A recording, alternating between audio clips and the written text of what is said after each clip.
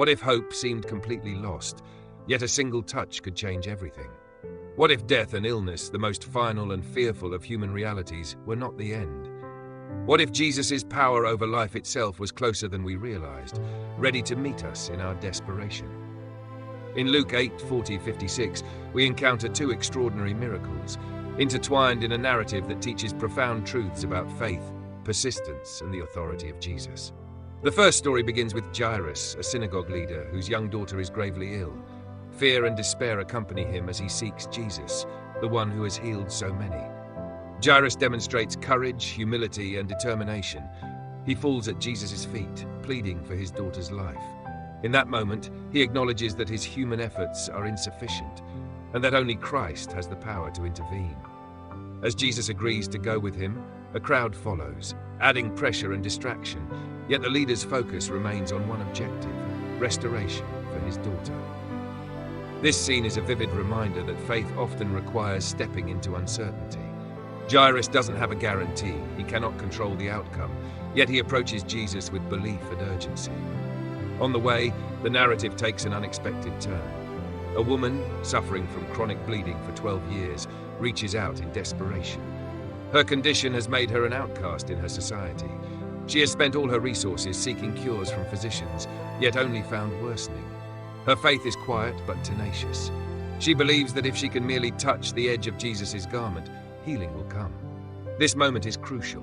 She acts in faith, understanding that her encounter with Jesus, however brief, has the potential to change her life. Her touch, seemingly small and almost unnoticed by the crowd, triggers a powerful divine response. Instantly, she is healed. For 12 years, she has been bound by pain, shame, and social isolation, and in a single act of faith, freedom and restoration arrive. Jesus, aware that power has gone out from him, immediately seeks the one who touched him. This interaction demonstrates that faith is not anonymous in God's eyes. Every act of genuine belief, no matter how quiet or humble, is seen and honored.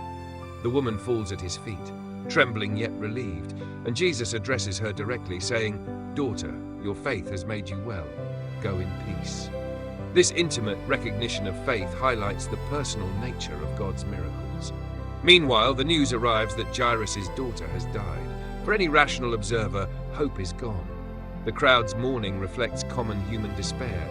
Yet Jesus invites Jairus to believe, despite the apparent finality of death. He reassures the father, emphasizing the power of faith and the possibilities beyond human understanding. Upon reaching Jairus' house, Jesus takes only a few close followers and the parents into the room where the girl lies. His approach is calm, deliberate, and authoritative.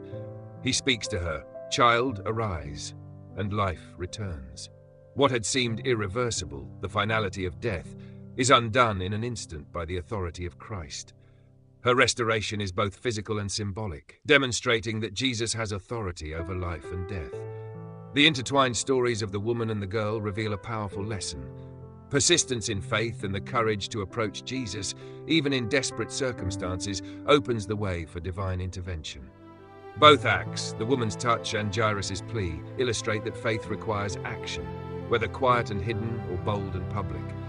In both cases, human limitation meets divine power. Another remarkable aspect is the demonstration of God's personal attention. Jesus recognizes the individual's need, the woman, socially marginalized and suffering, and the girl, innocent and beloved. He meets each where they are, showing that miracles are not random but responsive to faith and heart posture. The stories also speak to timing and trust.